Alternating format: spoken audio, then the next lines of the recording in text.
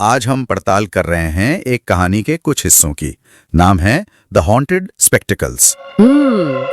ये कहानी है दो दोस्तों की। हाँ अजय और सनी। हाँ, अजय जो मतलब काफी जिज्ञासु है, रोमांच पसंद करता है, और सनी थोड़ा समझदार, थोड़ा कह सकते हैं डरपोक किस्म का। बिल्कुल। और इस कहानी के सेंटर में है एक पुराना चश्मा, गोल्ड फ्रेम वाला, जो उन्हें एक अजीब सी एंटीक दुकान से मिलता है। हाँ, और दुकानदार की वो चेतावनी कि ये चश्मा सच दिखाता है, लेकिन इसे पहनना मत, खासकर वो जो जंगल वाली हवेली है ना, हाँ। उसके पास तो बिल्कुल नहीं। लेकिन अजय, उसे तो रोमांच चाहिए था। जाहिर है, उसने सनी को बताया भी नहीं और वो चश्मा खरीद लिया। और यहीं से वो माहौल बनना शुरू होता है। बरसात का दिन था, शहर का वो पुराना सा इलाका। और दुकान का नाम भी देखिए, भूल भुलैया एंटीक स्टोर। कितना रहस्यमयी। सही कहा। तो चलिए इस कहानी के जो मोड़ हैं, जो डर है, जो रहस्य है, उसे थोड़ा और समझने की कोशिश करते हैं। बिल्कुल। तो कहानी आगे बढ़ती है। अजय और सनी बाइक पर निकलते हैं उस हवेली की तरफ। जंगल वाला रास्ता, और रास्ते में वो अजीब सी फुसफुसाहटें। हाँ, वो माहौल बनाने के लिए। और फिर उन्हें वो हवेली दिखती है, टूटी फूटी, एकदम जर्जर। और सनी की प्रतिक्रिया, वो तो डर गया। हाँ, बिल्कुल स्वाभाविक है। वो कहता है, अजय चलो वापस चलते हैं, यहाँ ठीक नहीं लग रहा। ये शायद पढ़ने वाले या सुनने वाले के डर को ही आवाज देता है। लेकिन अजय, उसने वो चश्मा पहन लिया। वही तो, रोमांच हावी हो गया। और जैसे ही चश्मा पहना, सब बदल गया। वो खंडर हवेली एकदम नई दिखने लगी। खूबसूरत नक्काशी, दीवारें मानो अभी बनी हो। पर इंसान नहीं दिखे। नहीं, इंसानों की जगह सैकड़ों परछाइयां थीं। और कैसी परछाइयां? जले हुए चेहरे, खोखली आंखें। ये था वो सच, भयानक सच। हाँ, तो ये जो सच देखने की ताकत थी, ये तो मतलब एक तरह का श्राप निकली। बिल्कुल। ये चश्मा सिर्फ बाहरी सच नहीं दिखा रहा था, शायद उस जगह में जो दर्दनाक इतिहास था, जो आत्माएं थीं, उनका सच दिखा रहा था। सही। यहाँ कहानी एक सवाल भी खड़ा करती है, क्या हर सच जानना अच्छा होता है? मतलब ज्ञान का बोझ कितना भारी हो सकता है ना? बिल्कुल। और तभी वो लंबी बालों वाली औरत, जिसके बाल जमीन छू रहे थे, हाँ, वो अजय की तरफ इशारा करती है और कहती है, अब तुम हमें देख सकते हो तो हमें मुक्त भी करोगे। बाप रे, मतलब देखना ही काफी नहीं था, अब जिम्मेदारी भी आ गई। हाँ, अब वो सिर्फ एक दर्शक नहीं रहा, वो उस कहानी का हिस्सा बन गया। चाहते हुए भी पीछे नहीं हट सकता। आत्माओं के लिए तो अजय उम्मीद बन गया, पर उसके शब्दों में चेतावनी भी थी। मुक्ति मुफ्त में नहीं मिलेगी, बिल्कुल। कीमत चुकानी होगी। और फिर वो हवेली के अंदर जाते हैं। माहौल और तनाव वाला हो जाता है। दरवाजे अपने आप बंद। दीवारों पर जो पेंटिंग्स लगी थीं, ऐसा लगता है जैसे वो घूर रही हैं, पीछा कर रही हैं। और सनी को एक आवाज सुनाई देती है। क्या क्या आवाज? आवाज कहती है, तुम्हारे पास जो चश्मा है वही हमारी कैद की चाबी है, लेकिन कीमत चुकानी होगी। फिर वही बात, कीमत। ये कीमत क्या है? ये सस्पेंस टेंशन को और बढ़ा देता है। हाँ, खतरा सिर्फ बाहर से नहीं है, वो मानसिक है। शायद कोई रूहानी खतरा भी है। बिल्कुल। ये कीमत शायद जान का खतरा नहीं, या सिर्फ जान का खतरा नहीं, हो सकता है कुछ ऐसा हो जो अजय या सनी को हमेशा के लिए बदल दे। फिर वो तहखाने में पहुंचते हैं और वहां एक लोहे का संदूक मिलता है। अच्छा। और उस पर खून से लिखा था एक चेतावनी। क्या लिखा था? खोलोगे तो आत्माएं आजाद होंगी, लेकिन उनमें से एक तुम्हारे साथ लौटेगी। ओहो, ये तो सीधी सीधी वार्निंग है। अब अजय क्या करेगा? ये उसके चरित्र का असली टेस्ट है। एक तरफ इतनी सारी आत्माओं की आजादी, और दूसरी तरफ एक भयानक पर्सनल रिस्क कि कोई आत्मा उसके साथ चली जाएगी। अजय का फैसला यहाँ सिर्फ उसके रोमांच को नहीं दिखाता, शायद ये इंसान की फितरत भी है कि कभी कभी बड़े लक्ष्य के लिए हम चेतावनी भूल जाते हैं। और उसने खोल दिया संदूक। हाँ, अजय ने संदूक खोल दिया। और फिर तेज हवा चलने लगी, चीखों का शोर। आत्माएं वो आजाद हो गई। हाँ, आत्माएं निकली। और तभी वो लंबी बालों वाली औरत, वो मुस्कुराई। हाँ, और धीरे से फुसफुसाई, अब मैं तुम्हारे साथ हूँ। अरे बाप रे, चेतावनी सच हो गई। कीमत चुकाने का वक्त आ गया। उस औरत का मुस्कुराना वो ज्यादा डरावना है। पता नहीं वो शुक्रिया कह रही थी या उसका कोई और इरादा था। हाँ, ये शक कहानी को और भयानक बना देता है। फिर वो भागे जंगल की तरफ, पर अब जंगल भी पहले जैसा नहीं था। मतलब? पेड़ पेड़ जैसे इंसानी शक्ल ले रहे थे, परछाइयां उनका पीछा कर रही थी। और सबसे डरावनी बात, वो चश्मा, वो अजय की आंखों पर चिपक गया था। क्या चिपक गया? हाँ, अब वो चाहकर भी उस भयानक सच से नजरें नहीं हटा सकता था। ये तो प्रतीक है इस बात का कि वो अब उस अनुभव से हमेशा के लिए जुड़ गया है।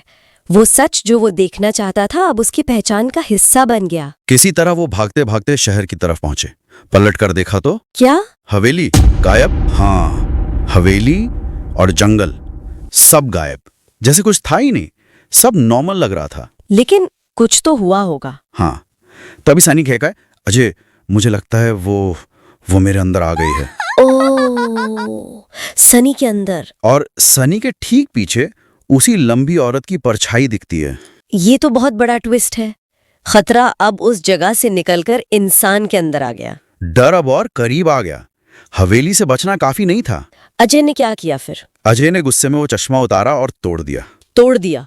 पर क्या उससे कुछ बदला? पता नहीं। पास में एक शीशा था, उसमें परछाई दिखी। अजय अकेला था। और सनी?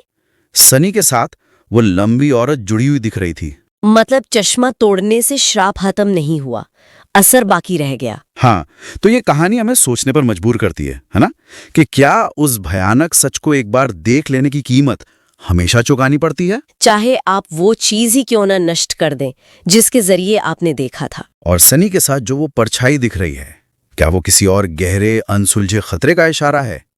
क्या कहानी यहाँ खत्म हुई या असल खतरा अब शुरू हुआ है? रात के 2 बजे सनी का अजय के घर लौटना, वो भी ऐसे बिना परछाई के, आंखें एकदम काली, होंठ फटे हुए। ये सुनते ही रोंगटे खड़े हो जाते हैं। बिल्कुल।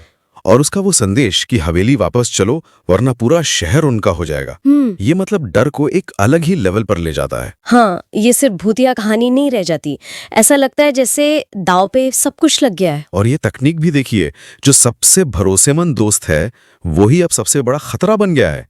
ये मनोवैज्ञानिक डर पैदा करता है। सही कहा। फिर अजय का वो चश्मा दोबारा पहनना, इस बार क्या दिखता है? दीवारों पर खून से लिखा संदेश, हमारे साथ रहो या हमारे जैसे बन जाओ। सीधा अल्टीमेटम, कोई पहेली नहीं, कोई इशारा नहीं। हाँ, और साथ ही वो लंबी औरत फिर से दिखती है और इस बार वो दावा कर रही है कि अजय ने उन्हें आजाद किया है। ये दिलचस्प है। मतलब चश्मा अब सिर्फ देखने का जरिया नहीं है, वो श्राप को एक्टिवेट कर रहा है। ऐसा ही लगता है जैसे चश्मा पहनने से अजय उस दुनिया के और करीब आ जाता है, या शायद वो औरत उसे खींच रही है। अब अजय उनका है, वो ऐसा कह रही है। इसी डर और दबाव में वो वापस हवेली जाते हैं। और इस बार माहौल कैसा है? पहले से कहीं ज्यादा भयानक, जैसे जंगल के पेड़ भी सांस ले रहे हो। अजीब आवाजें। और हवेली के अंदर पहले से ज्यादा आत्माएं, बच्चों के कंकाल, बिना चेहरे वाले इंसान। लगता है उनकी पहली विजिट ने कुछ गड़बड़ कर दी है। हाँ, जैसे सोई हुई चीजों को जगा दिया हो। बिल्कुल। हवेली अब सिर्फ एक इमारत नहीं, वो जैसे खुद एक जीवित चीज बन गई है जो रिएक्ट कर रही है। फिर वो तहखाने पहुंचते हैं और वहां मिलता है वो काला आईना। वो आईना वाला सीन, वो तो कहानी का एक बहुत ही महत्वपूर्ण हिस्सा है। हाँ, क्योंकि उसमें परछाई की जगह क्या दिखता है? उनके मरे हुए रूप। ये बहुत सिंबॉलिक है। शायद ये उनका भविष्य है, या उनका सबसे बड़ा डर, या शायद आईना सच दिखा रहा है। और यहीं पर वो बड़ा राज खुलता है ना? सनी की परछाई में। हाँ, सनी की परछाई के पीछे वो लंबी औरत खड़ी मुस्कुरा रही है, उसका हाथ सनी के कंधे पर। और फिर सनी का वो कबूलनामा कि वो तो सालों पहले मर चुका था। बिल्कुल। और ये कि वो लंबी औरत उसे वापस लाई थी सिर्फ अजय को हवेली तक लाने के लिए। ये तो मतलब पूरे भरोसे की नींव हिला देता है। अजय का दोस्त ही एक मोहरा था, एक जाल।